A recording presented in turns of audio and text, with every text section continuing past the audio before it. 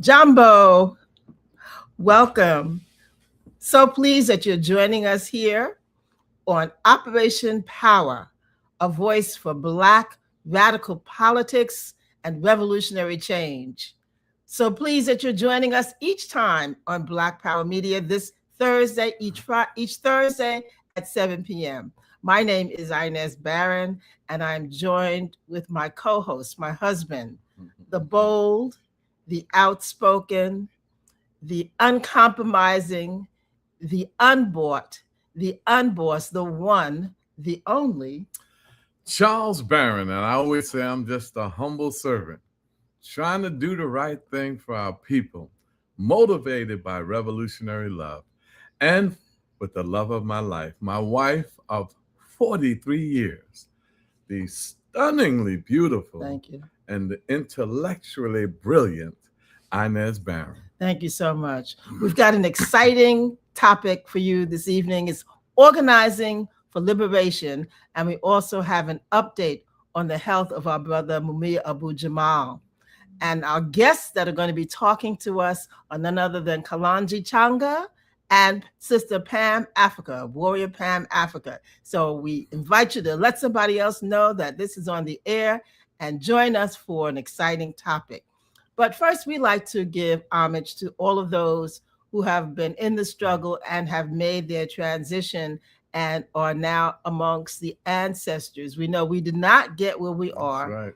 by the work that we did when we got here on this planet, but it's ancestors going back decades and centuries who've been fighting in the liberation struggle for our people, who have passed the torch on to us, and who are in that realm looking down on us or across at us and encouraging us to pick up the torch and run and be an example for our children and to not get tired and to not give up. So we do have a libation invoking them to be here, to be a part of what's going on. And we're going to ask our engineer at this time if he would do that. Kiru Gichuru. For African people, nothing important happens without a libation. And so for this very important presentation, we begin by the pouring of libation. We pour libation first to our first ancestor, to that hidden one who, though hidden, manifests in all things as all things, that God-goddess idea in the universe by any and all names. To our first ancestor, we pour libation, Ashe. We pour libation too to our ancestors because they were the first people on this planet, mothers and fathers of all mankind, flashpoint of the human family. To those ancestors, we pour libation, Ashe. Pour libation too to our ancestors because they were the ones who first gave birth to the idea of civilization, knew we would need a form of governance, and they nurtured that idea along the Nile until it reached its zenith in Kemet. There they built these gigantic monuments as evidence of that great civilization, and they carved instructions on the walls of temples and tombs for us, so we would never forget. To those ancestors, we pour libation, Ashe. Pour libation too to our ancestors because over time they put together all the tenets of civilization and they took those ideas and left the continent. They were the people of the first Exodus. They left Africa and went all over the world and peopled the world. To those ancestors, we pour libation, Ashe. We pour libation too to our ancestors because they did not sit on their laurels. They continued to improve, continued to evolve, and at each point of evolution, they again would leave the continent and settle and resettle the planet. They met themselves coming and going. To those ancestors, we pour libation, Ashe. Pour libation too to those ancestors because over time, they found themselves the object of a forced exodus when they were kidnapped, shackled, cargoed, shipped out of Africa and enslaved in diasporas around the world. To those ancestors, we pour libation, Ashe. Pour libation too to the ancestors left at home, the very young, the aged, the infirm, left to reinvent themselves, depleted of us, human resources. But they were enjoined by us in the diasporas, both objects of a global myopia that ruptured the soul of a people as it ravaged a continent. To those ancestors, we pour libation, Ashe. Pour libation too to those ancestors because over time they began to remember who and what they were. Because no matter where they had been dropped off, They still retained bits and pieces of who and what they were. They retained that African core that described them. They began to remember bits and pieces of a song. They began to remember lines from a rhythm. They began to remember dances that they did in ancient times. They began to remember those ancient drum beats that they now beat out on bare skin. And so to those ancestors, we pour libation. I shave. I pour libation too to them because they then began to teach each other. They began to resurrect and reconstruct that history and that culture. They became the new Africans wherever they were. They became the new teachers, preachers, archaeologists, the new singers, dancers, the new drummers, the new Jalia. They reconstructed that history and our culture and became new Africans everywhere. So to those ancestors, we pour libation. Ashe. Asheo. Asheo. Thank you so much. Once again, you're listening to Operation Power. And POWER is an acronym standing for People Organizing and Working for Empowerment and Respect. And we do have a brief video that we're going to share with you, which talks in short detail about what it is that Operation Power has done since it's been involved in the movement going back to starting in 1997.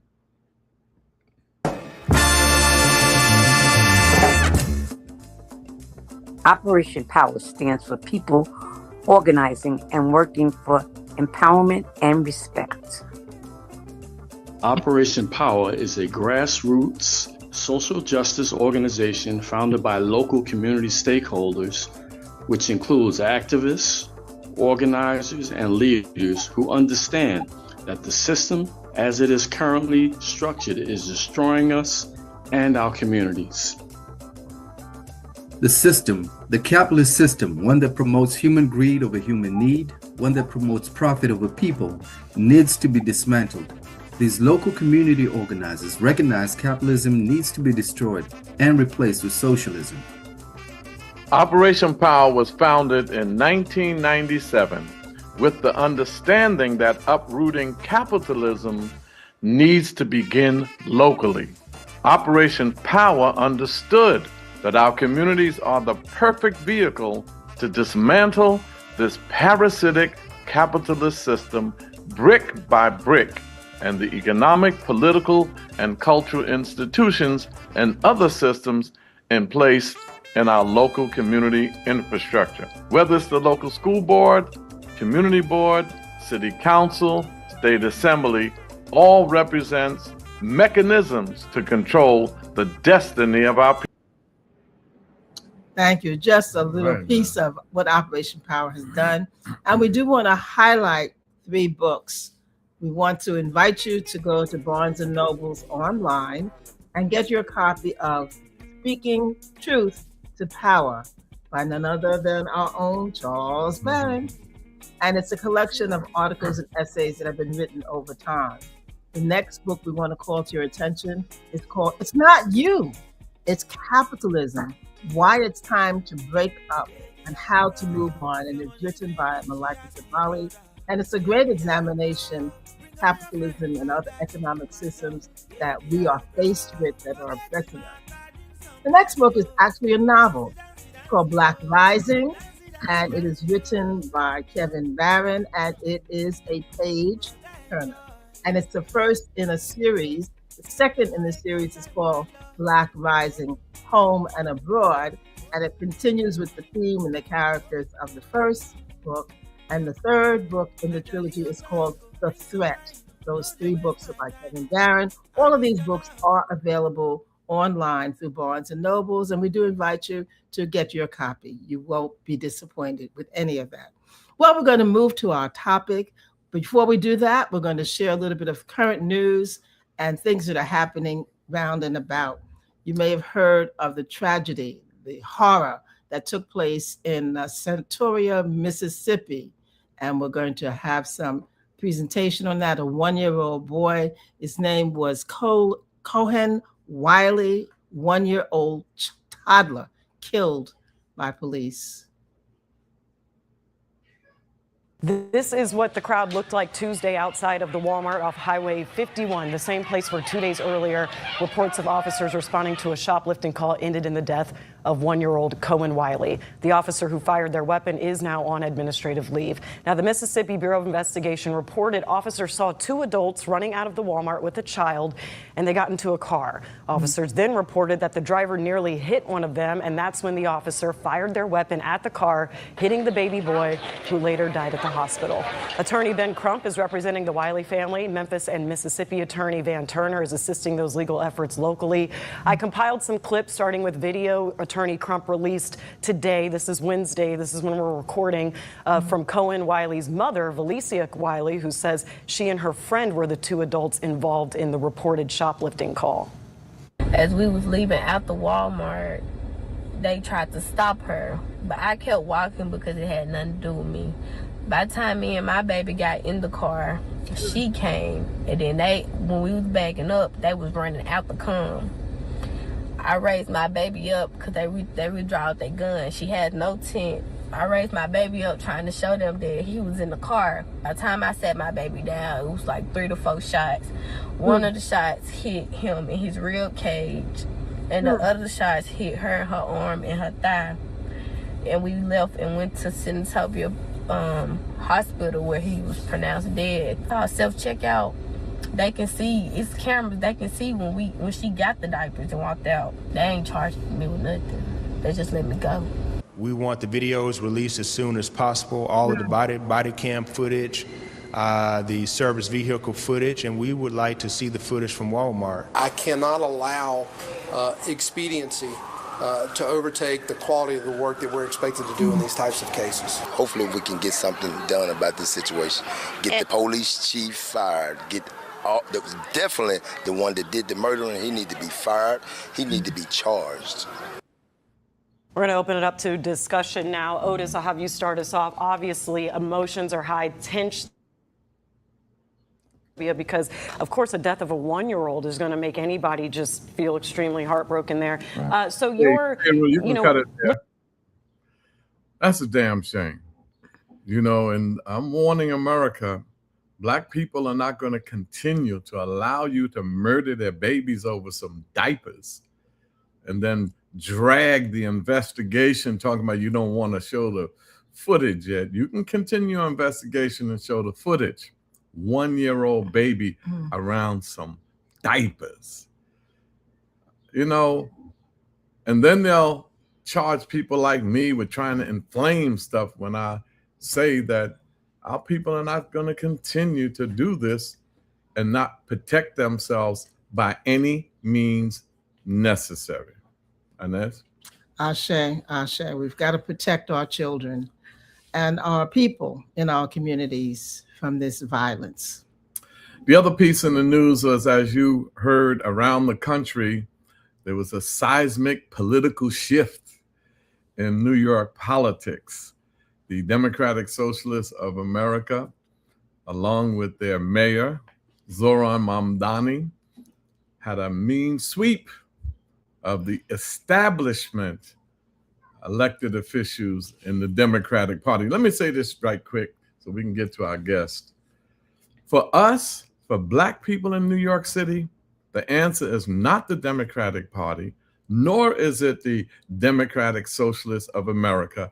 I've been in the city council chambers with them. I've been in the state assembly with them. They turn to politicians when they get in. Zohran Mamdani's budget. Matter of fact, let me just read my statement that I sent out, and then we're going to do a whole program on it in the future. So I'll stop there. But this is the statement that I sent out. You want to read it on this? DSA's electoral victory is not a win for Black New Yorkers. The Democratic Socialists of America's victories do not mean victories for the nearly 2 million Black people in New York City. We don't want to change political plantation masters for the Democratic part of the Democratic Party to the Democratic Socialists of America. Mayor Zohran Mamdani's proposed budgets and current policies are not socialist, but are similar to the capitalist Democratic Party budget and policies. We must move from, quote, plantation politics to, quote, liberation politics. Just as Franklin Delano Roosevelt's New Deal was no real deal for Black people in the 1930s, neither are DSA's victories real victories for Black people here in New York City in the 21st century. We must develop an independent Black radical political movement if we're going to liberate ourselves from the political plantation here in New York City. Straight ahead, forward ever, that's Charles Barron, co-founder of Operation Power, former New York City Council member, former New York State Assembly member, and Black Panther Party veteran. So that's where we are. We have to develop that movement because in New York City, if you're not a member of DSA or the Democratic Party or the New Kings Democrat or the Working Family Party, all white-led parties. So when you don't have a Black radical independent movement, that's what we did in East New York, our community. Operation Power was running in the Democratic primary without any support from the Democratic Party, without any support from the Working Families Party, without any support from DSA. We had our independent structure, and we beat the most powerful machine, Democratic Party machine in the country, the Kings County Democratic Party, connected to Wall Street, connected to the real estate industry, and connected to the incumbents, lawyers, and we beat them for 21 years. To be continued. And let's bring our guest in. Yes. So we're talking about organizing for power. We talked about it in the release that you saw Charles prepared. And it's a theme. It's an ongoing theme. We've got to continue to move forward.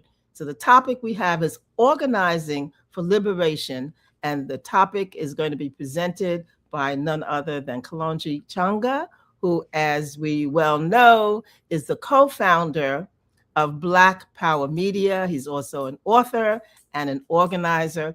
And we're going to also have an update on the health of Mumia Abu Jamal. And that's going to be coming from our sister warrior, Pam Africa, organizer and working with the International Family and Friends of Mumia Abu Jamal.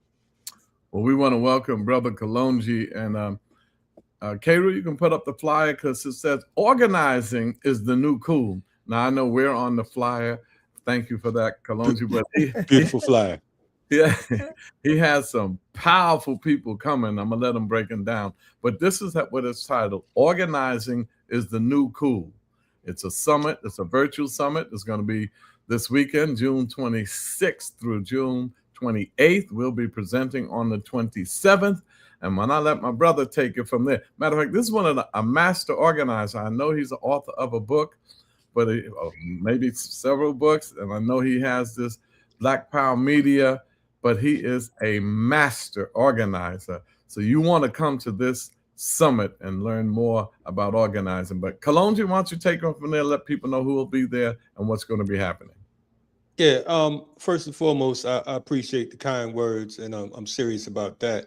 I want to say before I get started, because you started off with the piece of the 1-year-old being slaughtered, gunned down by these pigs, and you know it's so disgusting to sit and see in 2026 the same song playing over and over and over again. And to see quote unquote organizers, folks in the movement arguing and bickering about nonsense when they are gunning us down. We worked on the case of Katherine Johnson, who was 92 years old, who was gunned down here in Atlanta in 2006. 92 years old, never had a traffic ticket. They ripped her burglar bars off, they murdered her, and they planted weed in her basement. Left her lifeless body handcuffed. One of our brothers was her mailman. and he was their mailman for 14, 16 years, somewhere like that nature. And I remember us getting a call and him saying, listen, I don't know what's going on, but they're trying, he said, this lady that I've been delivering mail for years, you know what I'm saying? The police just killed her. And what they did is they went and got an informant, a 24-year-old informant, to say that he bought drugs from the house. And what he ended up doing, even an informant, as criminal as he was, he looked at the picture and he said she reminded him of his grandmother, and he could not stand to lie any further. And he got on the news and said that they told him to frame him. I'm saying all that to say that you can be a 1-year-old baby or a 92-year-old grandmother, and this system don't give a damn about you. That's right. You understand what I'm saying? I didn't mean to go off topic, but it just it infuriates me to sit here as an African, as a man, and still say, and I heard you all, and I know the sentiments, and I feel the same way, but to still hear the words echoing that we're not going to take it anymore, we've been taking it for 500 years, is disgusting. That's It right. is disgusting. And it saddens us because of the fact that, and that's no attack on what you're saying, because that's what I'm saying, but we have to really believe it and live it, because if not, I mean, this is business as usual. That's right. We must properly understand that. And then when you try to defend yourself, like the other young brother in Texas who stabbed the cracker, you know what I'm saying? When you try to defend yourself, they want to hit you with so much time that it's unreal. That's right. But anyway, I'm sorry. We start off talking about one thing. You remember the brothers also that killed some police? I think it was in was it Texas, when the brother, he shot some police, and then the next week another brother shot some other police. Right. Now, see, then they came to me and said, well, what do you have to say about that? And I say, chicken's coming home to roost. You can't continue to kill us and think that people are not going to respond. Every peaceful response that we made meant nothing. Meant nothing. So, you know, and then they don't even want us to have any rhetoric, saying some militant, radical rhetoric. They make that a big issue in response to their murder. You murder us. They almost tried to take me out of office because I said I wanted to slap the first white man for my mental health, and a verbal slap. Well, I was against you saying that too. You should have said I wanted to slap the first 20 white men that I saw. You talking about one? I don't even understand. I looked at this. I'm like, man, see, I told you Charles Barron was soft. I said, man, this dude line them slapping up. one cracker. I mean, come on, man. But to your point, yes, indeed. And we're looking at this thing, and it is such a egregious criminal empire. You understand what I'm saying? And again, it's like we have to sit and we have to watch this, and it's embarrassing in my position, because I hear a bunch of people talking about socialism. To me, socialism is about equality, that everybody's supposed to have some balance, correct? So give them that equal pain. You understand what I'm saying? Don't just let it be equality. We passing out some goddamn rights, part of my language. Don't let it be equality. We talking about food and all of that. Let it be about justice too. That's right. As Malcolm said, because we like to quote Malcolm, let it be even Steven. That's you understand what I'm saying? I think that's fair.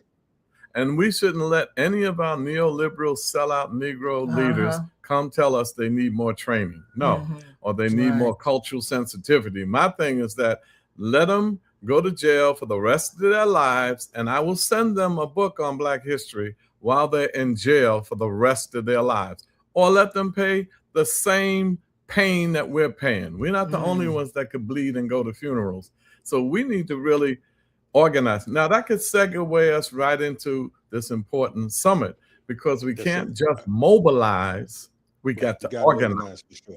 Absolutely. And so why don't you take us there? Yeah, so basically and again, I appreciate you all inviting me on the show. It is an honor for me. I don't take it for granted. I know folks talking about, so well, you a co-founder of Black Party. That don't mean nothing. We don't run the people shows. You understand what I'm saying? So to get this invitation, I don't take it for granted because I respect y'all work, and I mean that. This ain't no fluff or no fancy lingo. I'm just telling you the facts, right? But organizing is the new cool started from a documentary on our organization, the FTP movement, which is 22 years old, which tracked our work from about 2006, which include that Katherine Johnson situation I mentioned, to about 2019. And so we did a couple screenings. We had, first, let me say, it tracked our work, but not only that, just like with Black Power Media, we interviewed folks who we consider legends in the movement, folks like Barbara Herman Ferguson, folks like Muhammad Ahmed, Max Stanford, you know, Daruba, of course. We had the Last Poets in it with our brother Umar when he was well. And I'm talking about Umar from the Last Poets. We had Stick from Dead Prez, and a number of other different folks. Tommy from Martin, just a whole plethora of folks, attorneys, freedom fighters, so on and so forth, that we interviewed because we wanted to, just like with the platform, we wanted to highlight those who are often overlooked. We don't hear enough about Max Stanford. That's right. You understand what I'm saying? You know, who was very important. The state knew who he was. We don't hear enough about folks like Herman Ferguson, but the state knew who he was. You know what I'm saying? So we interviewed these folks, and we only did 2 screenings. We did a screening here in Atlanta before COVID, the Plaza Theater, and we did one in Sydney, Australia, as far as part of this film festival. And so we got 3 film festival awards. We didn't have the film to where we wanted to. Yeah, we got best documentary. We still wasn't satisfied with our work. And so we wanted to refine, so on and so forth. But recently I looked at it some months back, and I'm like, you know what? This really ain't bad. We're going to put it out raw. And so we're doing a screening of that film tomorrow. And that film, for folks that don't know, I mean, we can't even take no more on that screening. So that is full. You know what I'm saying? It's a virtual screening. But the idea for the actual summit stemmed from that because of the fact that we make everything else cool. We know, and you all know right now with social media and everything, we come from an era where you had to sit at elders' feet, where you had to get on the ground. You had to learn something before you talk, before you spoke. You ain't just get up on a microphone because you had a mouth. You had to earn your stripes. And so what we're doing this weekend is we have 12 panels, and we have everyone from you all, the Barons, to our guest Pam Africa, who you'll have on, to folks like Dr. Joe Horn, Dr. Joy James. We're dealing with everything from the politics of liberation, electoral politics, to urban survival preparedness. We have some African educators who have real schools, not talking about building nothing, not talking about we can do this and raising a whole bunch of money and all that. No, they active and they getting the job done. Ain't no mystery schools, nothing like that. You understand what I'm saying? So we got folks that are putting in the work in the community. We have some brothers and sisters who are healers. We have a sister that's going to talk about the environment because of the fact that we always talk about freeing prisoners. We talk about free the land and all of this, and all of that's great. But if we're not defending and protecting our environment, we got to worry about none of that. If we're not concerned with the planet, with the climate, it's like Black folks somehow forget about that. It's like, oh, they talking about climate change. I mean, we all got to breathe. Everything else you could do without, but if you can't breathe, then you got a problem. So we have Black farmers, agriculturalists, so on and so forth. We're dealing with political prisoners. You know, so it's a plethora of different things. How we use art to build culture, because I think that sometimes one of the errors that we make, even with myself, I'm 55, and some people may say, "Oh, you still young." Whatever the case is, we expect people to like what we like. You understand what I'm saying? we have to get into the times, and we got to catch up with the time. We got to see, okay, what is it that's going to draw the people in? What's going to draw the youth? And that old time religion might not, it might not work. You know what I'm saying? They might be tired of that. So you might have to switch it up. You might have to remix it. We call it cherry cough drop theory. We make it taste so good they forget it's medicine.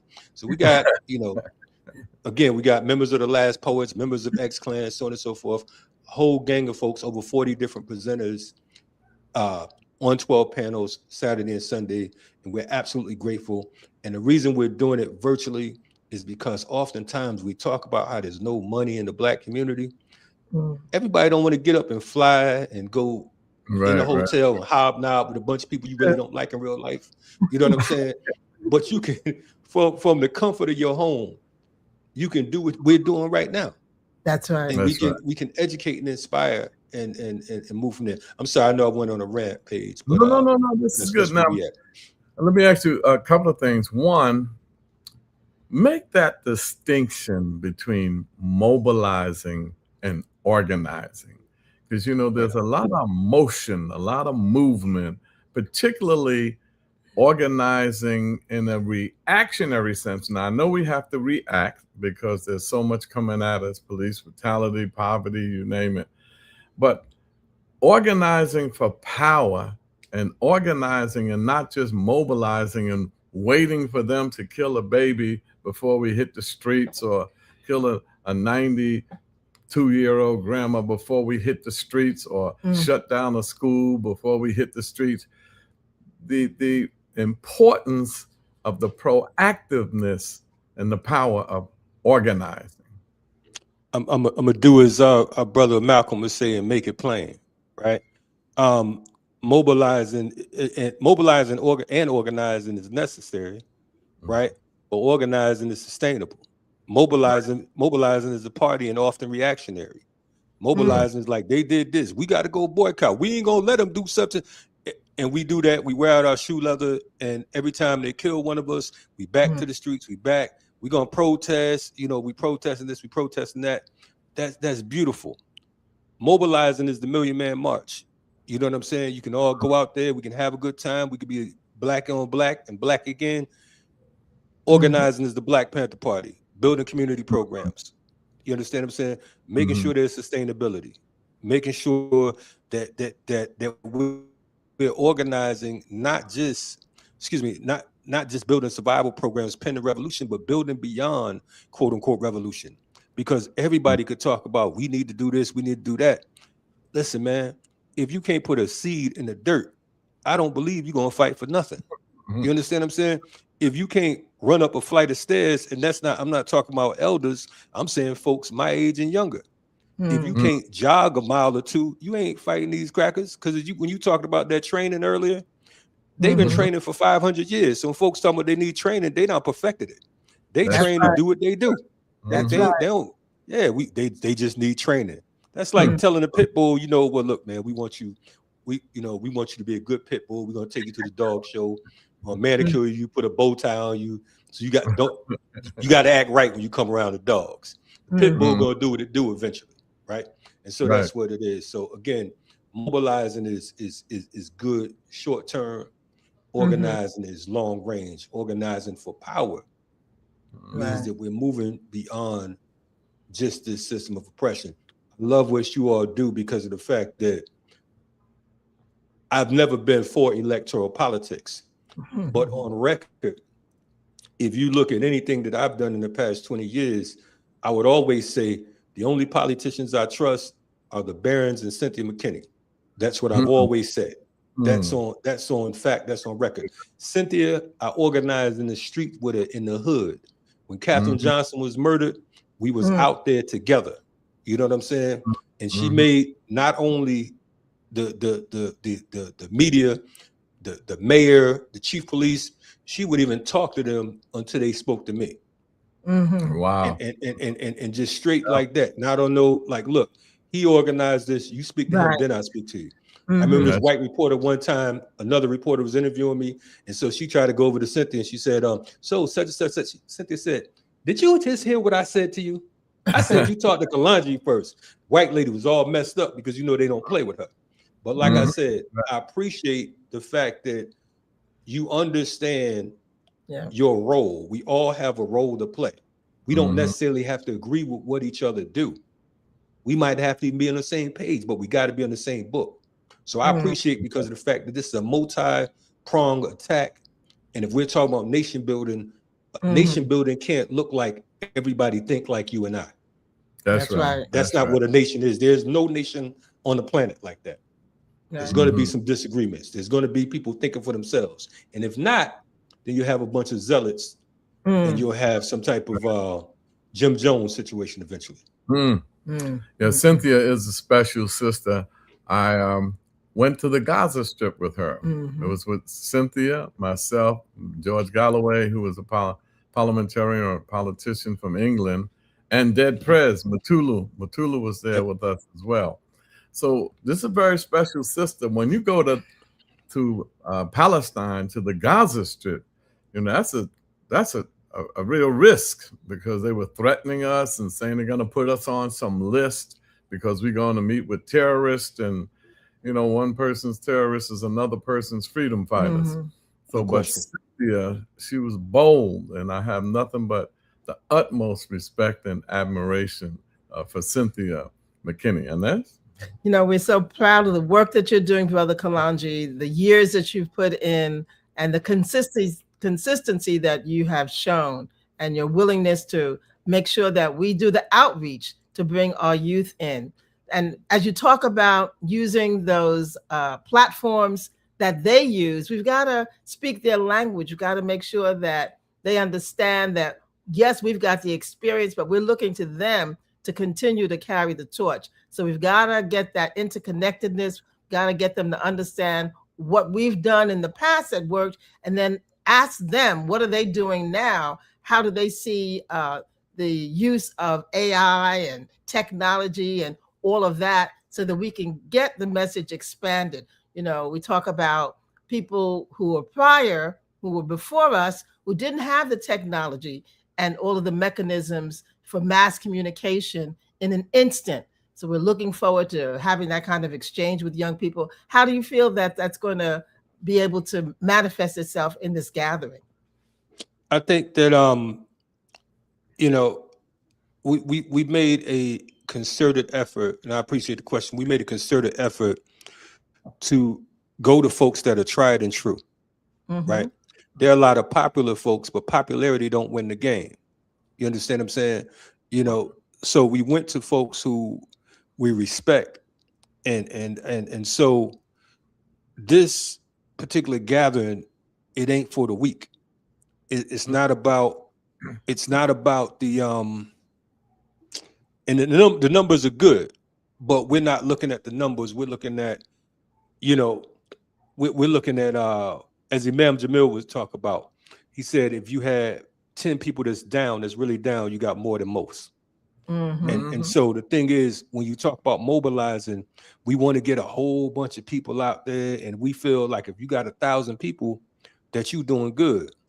I'm concerned when we have 1,000 people because of the fact that chances are at that particular gathering, 990 of them probably agents. The other ones just too stupid to know they agents. But but I think it's gonna work out way. But I'm old school, mama. So I prefer the slow way. I prefer passing out flyers and talking to the people directly, opposed to just hitting a button and I don't know who's getting it. You got people commenting on stuff that they don't know what they talking about. You think I remember one time, just real quick, my son was 9 years old and he was on my computer one time, and I go to the computer afterwards and he didn't log out.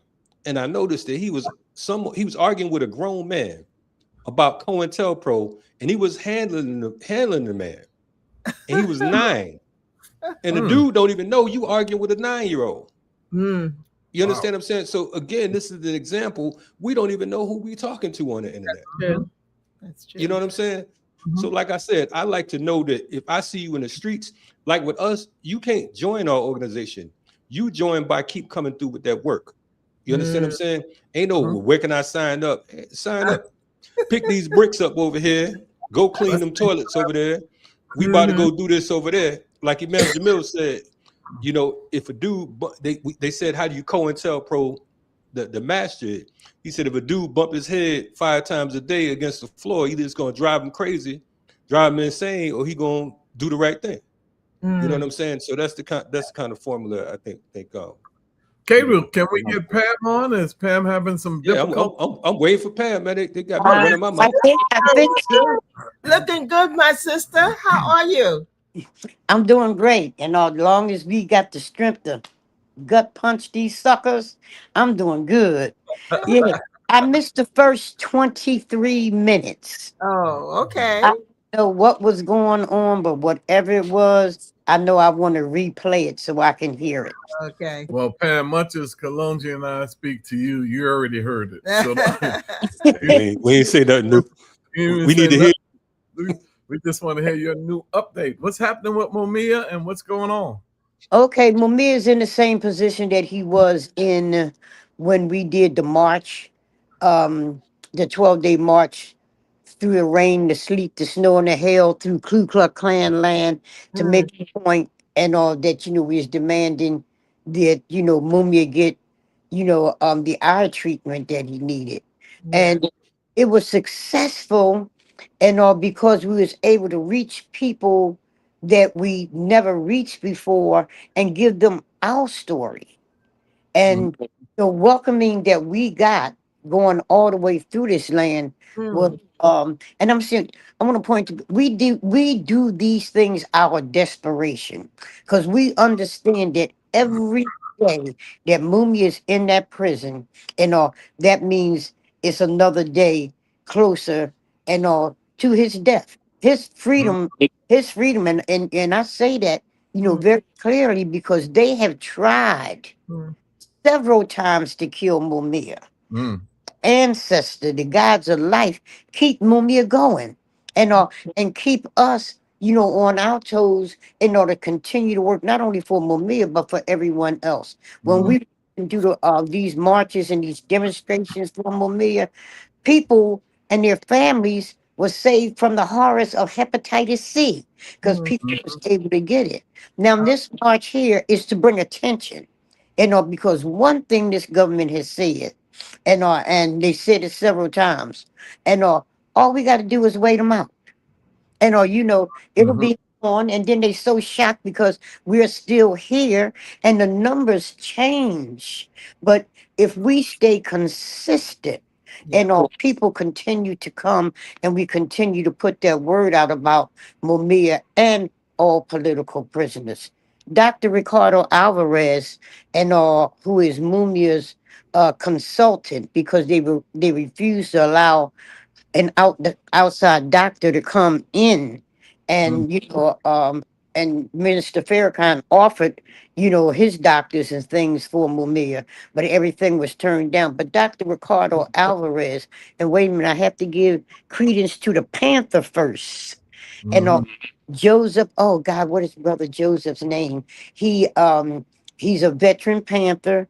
He came along during the time Mumia had the hepatitis C, and he was the one who determined it. And because Mumia had went to die, but they kept giving him wrong medicines and things. And up comes the black man, yes indeed. And Brother Joseph, damn, I can't think of his last name. But he was with Doctors Without Borders and you know, different things. And he had hepatitis C, so he knew it. He testified. And you know, when we did that, we was in Scranton. I'm saying this to say that we need to keep Mumia out there. And the causes that, you know, we deal with the Congo, Haiti, Palestine, the prisons, housing, the health issues, the environmental issues. And so Dr. Ricardo Alvarez decided that he wanted to tell his story about his 30-year involvement with Mumia. Came as a sympathizer, then he got a little more involved in it, and over the years, he wound up being Mumia's consultant for his health.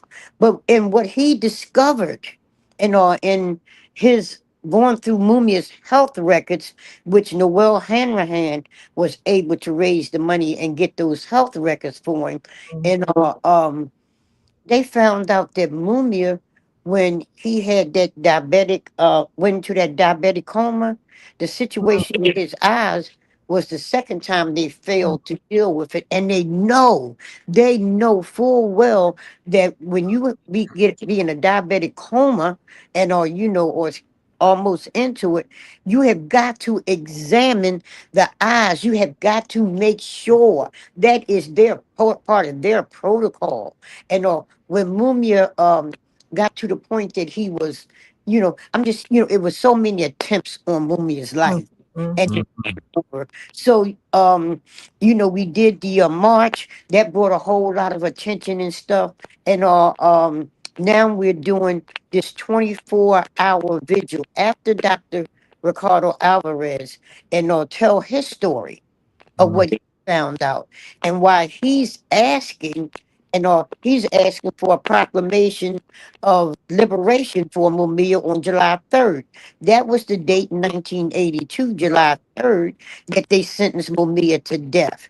Now, you know, do we think we're going to get it? You don't know until you try.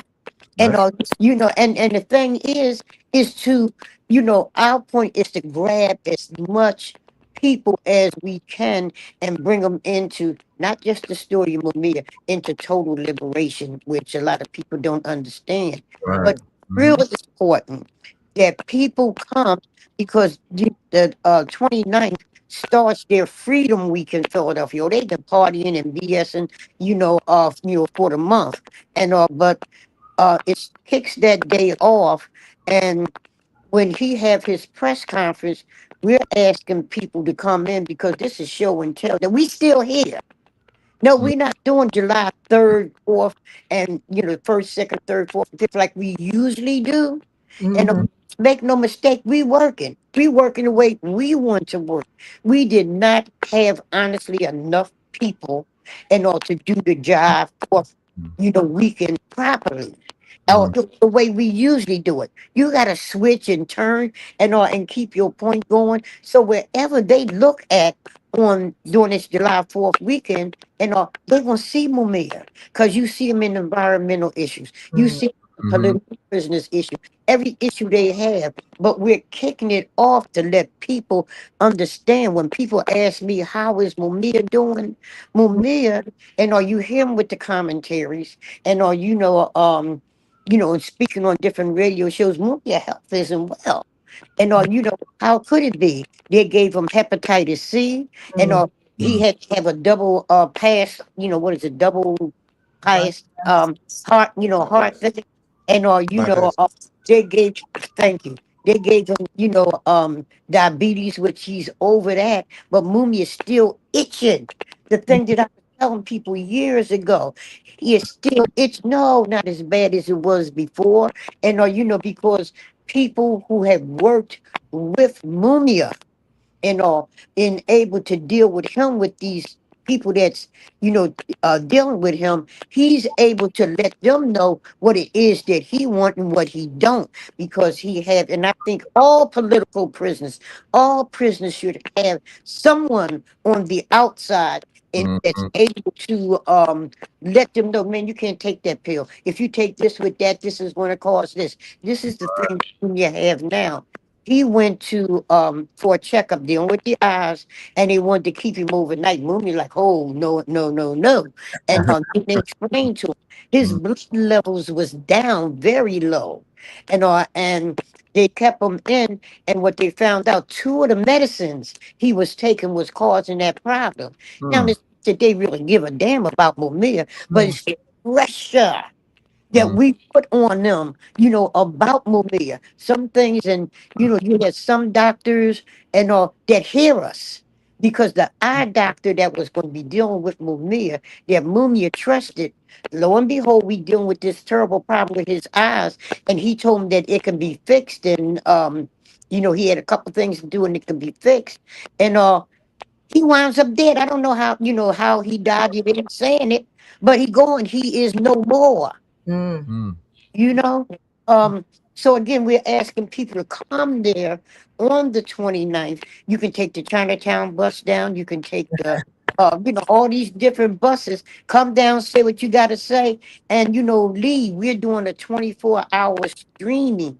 During this time, and we need Lottie Dottie and everybody to be there and to help us teach people and about what is why Mumia is in prison because he's a black That's right. not down. He was a journalist and there's Right. a lot of things of how they're killing journalists in Palestine Mhm. all around the world. Mumia was an attempt. They attempt to kill him in the street, shoot him, and failed. And all these years and years and years, the body can't take too much more. Mhm. So, when people ask me how he's doing, I can't say, well, he's not doing good. Right. He's not doing good. And, a lot of people say, well, you can't keep saying that. Why? Can I keep saying it? Because people would just think, look, excuse me, people got to know the truth That's and right. also those feelings that is That's needed to be a part of this movement here. You got to understand if it's not good, it's not good. They play, they want us to play these word games with them. And neither is Kamal Siddiqui. His, stuff is, Mhm. good. And a lot of people. And this is just another way of bringing attention. And one of the things that was said to us, oh, y'all just want attention. And you damn right we want Right. attention. That's right. We want everybody to know, and we would do anything and everything that is necessary to bring attention. And I want people to know when you put that pressure there, they feel it and they back up. Mumi is alive today, not Because of that. back to him, but behind the fact of a movement that will not Right. quit, will not back up. And every time they think we're going, bang, here the hell we are again. Front Well, line. Sam, let me say this. First of all, Inez and I are eternally grateful to you and Hanrahan for giving us a 5-hour meeting with Mumia. And you're right. When you meet with him, you kind of don't realize how bad shape he is because of his spirit, because of he don't talk, he don't complain and nothing. He's talking about issues and stuff like that. So you can easily think that, oh wow, he's sure he came running up to us and hugging us, and he wasn't, like he was limping along. So you can get fooled, but he's in very, very bad shape, and we should say And he's it. funny too. And he's funny. It's You know what I'm funny. saying? Yeah. We man, listen. I wish that the conversation I had with him, just sitting there, I had the opportunity to sit with him for 4 hours, so I'm jealous. But the combo, just sitting with him and he was just totally hilarious. I remember, I think it was the day before his 70th birthday. And so after we met, we was leaving, he was about to go to the back, and we were the only ones in the area along with Noel that day, right? So he was about to go back. I had told him something Daruba had said. I told him Daruba said he was still a baby. So as he's leaving, he calls me. He said, "Oh, Kalanji." I said, "What's up?" He said, "Tell Daruba I'm gonna F him up when I get out." And kids start laughing. But he's just like, he's a funny, the thing is the humanization, because if Right. you've never gotten an opportunity to speak to Mumia, you just see him as an intellect and as a scholar, which of course he's that, but he's a black man. And Yes, so he the thing is, that's not for everyone, I'm sure. But at the same time, for me, it made me feel like there's no way that we can live on this planet for the rest of our lives and Mumia not walk out those gates. That's right. You And understand what I'm saying? we say free Yeah. them all. Free them Yes. all. Absolutely. Every last Absolutely. one of them. Colombia, you're going to have the good doctor at your event, right? Yeah. So we got Dr. Alvarez, who we worked with Leonard for a little while as well. He'll be I think he's on Sunday. But we got a little bit of everybody, man. And to your point, I want to say thank you to Pam as well, because the work that they've done for Mumia is because of y'all me seeing a flyer at 14 about a rally for Mumia in New York and hopping on a train from Connecticut by myself. Wow. That's what really got me super active right there. So that's an actual fact. Seeing a poster about this dude I never heard of with these dreadlocks like mine, I'm like, oh shit, who is this brother? You know what I'm saying? So looked him up, went to New York by myself, paid $7 to get on the Metro North, went to New York to this rally. It was a whole bunch of white folks, but I still stuck around, and so that was the introduction. So I'm saying thank you to folks like Mama Pam because of the fact that their consistency. I pray that if we're ever captured, that we have folks that are going to fight for us because of the fact that, as you all know, so many of our brothers and sisters are forgotten, are totally forgotten. Michelle McGee was locked up for 67 years, and his own co-defendants can hardly say his name. Well, we hear from our sister warrior, Betty Davis, who said, wonderful encouragement, Pam. Betty Davis. Betty's coming on? No, she just wrote something in the chat. She said, wonderful encouragement, Pam. So she's sending a message to you. Yep. And we all gonna be together in Atlanta next week. And I'm leaving from the demonstration, the 24-hour marathon, getting in the car and driving to Atlanta. Yep. And y'all forcing me to come outside. I said, y'all forcing me to come outside now. Yeah. I know I'm gonna see you. You know it. That's a Huru hearing? No. This is the July 4th piece that Spirit of Mandela is doing. The Senate. Yes, Spirit of Mandela and Jalil, right? Yeah. Right. Go ahead, So Pam, you mentioned the 24-hour event. Have you Could you give us more details about that? Did I what? About the 24-hour event that's going to be, is it this Sunday that it's being held? Yes. Right there at the Cato statue, the Octavius Cato statue. It's right on the south side of City Hall, and we chose the statue there and to deal with the issue of the vote and how that affect Mumia. Well, we know Octavius Cato got killed, and during the voting, and the reason why people cannot vote now is because I believe the brother name was, he worked with the NAACP and he worked under Obama. They have Ebedeli, I hope I'm pronouncing his name right. And when Van Jones was trying to make him the head of the Civil Rights Department, the FOP, all the government people here, and went up against him because they couldn't do the gerrymandering and all that stuff that they was doing while he was in place, and also they misused his connection with Mumia. He wrote a amicus brief under the NAACP for Mumia. They hooked it up and said that he was the cause of Mumia coming off of death row. And he might have been, one of the many things, people who signed the amicus briefs and different things. But this here, they wanted to get rid of Mumia and they wanted to get rid of him. So what they did, and they said that he was the one who got Mumia out. This was in the news 7 days a week, the top of the daggone news, all the way up until they voted. It went into the State House. It went into the Senate, and they passed the thing. I went down there and I was by myself the day that they had the vote. And I seen the people from the NAACP. I saw a whole lot of, black politicians and white ones, and they saw me and was trying to, like, oh shit, they go Pam, I'm going the other way. And they was treat me like that. So I'm in line with all these white folks when we go in. There's this huge poster of Daniel Faulkner. This is it wasn't supposed to be. And but when the vote went down, it went down that to get rid of the brother Abadeli, and at the same time, and paint Mumia as this monster. problem today with the NAACP because they did not come out and defend Mumia. He was there.